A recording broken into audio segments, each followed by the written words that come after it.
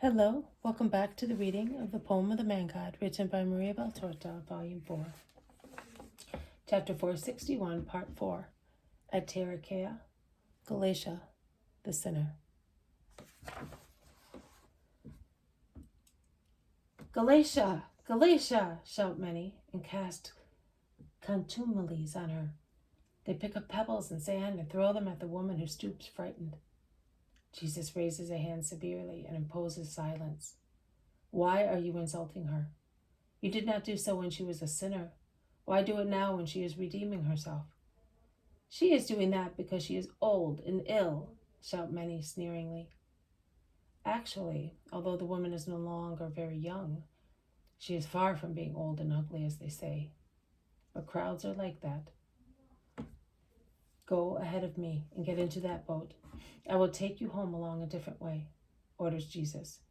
And he says to his apostles, keep her in the middle of you and accompany her. The anger of the crowd, instigated by some intolerant Israelites, explodes against Jesus.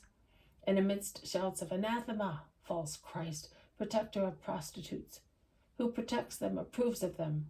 Worse, he approves of them because he enjoys them, and similar phrases shouted, or rather howled, particularly by a small group of Hebrew madmen.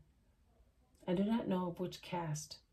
Amidst such howling, they throw handfuls of damp sand, which strikes Jesus on the face, soiling it. He lifts his arms and cleans his cheek without any protest. Not only, but with a gesture, he stops Chusa and some other people who would like to react, defending him, and he says, leave them. I would stand much more for the salvation of a soul. I forgive them. Zeno, the man from Antioch, who had never moved away from the master, exclaims, now I really know who you are, a true God and not a false rhetor. The Greek woman told me the truth. Your words at the thermal baths had disappointed me, but the present ones have conquered me. The miracle amazed me. Your forgiving the offenders has conquered me. Goodbye, Lord. I will think of you and of your words. Goodbye, man. May the light enlighten your heart. Chusa insists once again, while they are going towards the landing place, and while there is a violent quarrel on the dam between the Romans and Greeks on one side and Israelites on the other. Come, only for a few hours. It is necessary. I will bring you back myself. You are kind to prostitutes, and you do not want to be inflexible with us. All right, I will come. It is, in fact, necessary. He addresses the apostles who are already in the boats. You can go now. I will join you. Are you going alone? Asks Peter, who is not very happy. I am with Chusa. And can we not come? Why does he want you with his friends? Why did he not come to Capernaum?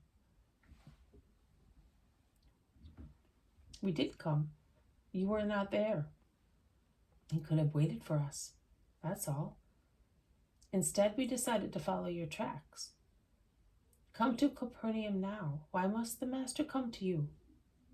Simon is right, say the other apostles. But why do you not want him to come with me?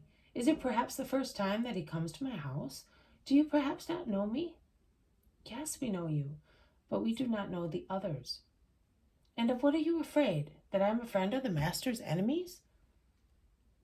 I know nothing, but I remember the end of John the prophet. Simon, you are offending me.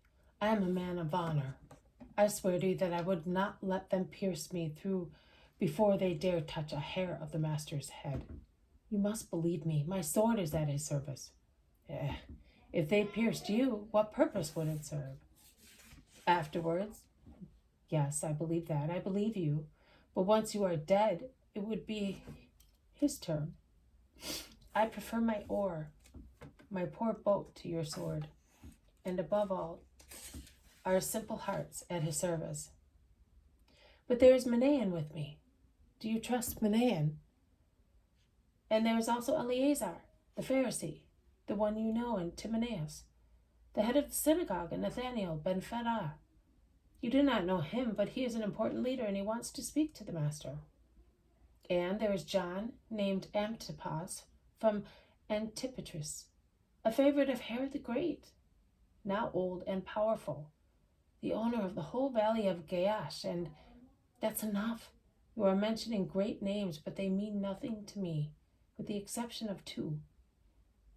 And I will come as well. No, they want to speak to the master. They want. And who are they? They want. And I don't want? Get in the boat, master. Let us go. I will not hear of anybody. I won't. I trust no one but myself. Come on, master. And you can go in peace and tell those people that we are not vagabonds. They know where they can find us. And he pushes Jesus rather coarsely, while Chusa protests in a loud voice. Jesus settles the matter definitely, saying, "Be not afraid, Simon. No harm will happen to me. I know. And it is better that I should go for my own sake. Try to understand me." And he stares at him as if he wanted to say, "Do not insist. Understand me.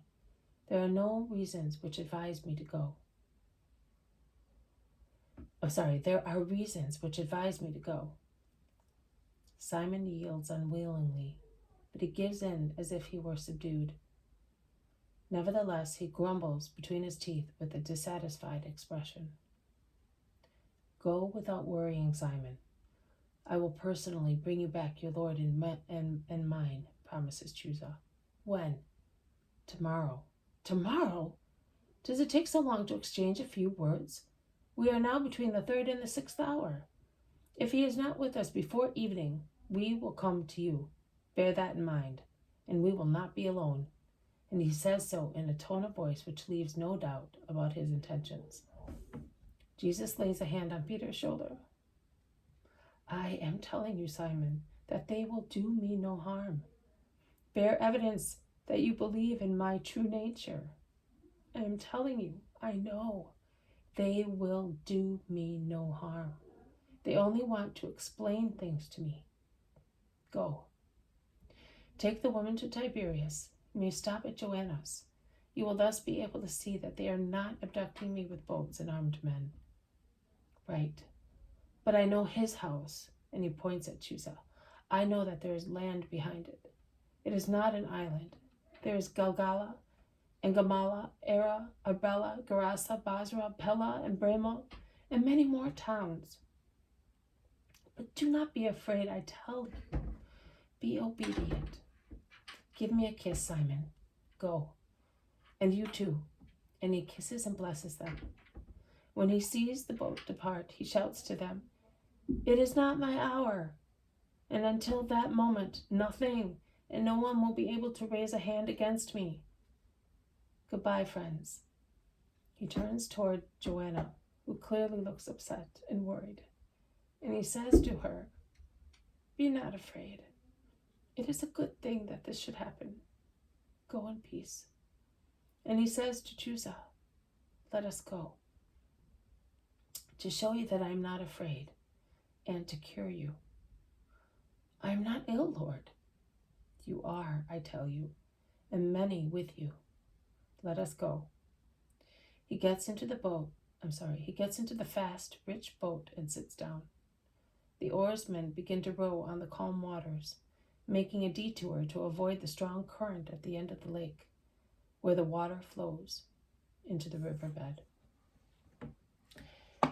This has been a reading from the poem of the Man God, written by Maria Valtorta, Volume 4, Chapter 461, Part 4, at Tarichea, Galatia, the sinner. Thank you for listening. I will see you tomorrow. May God bless you, and may peace be with you.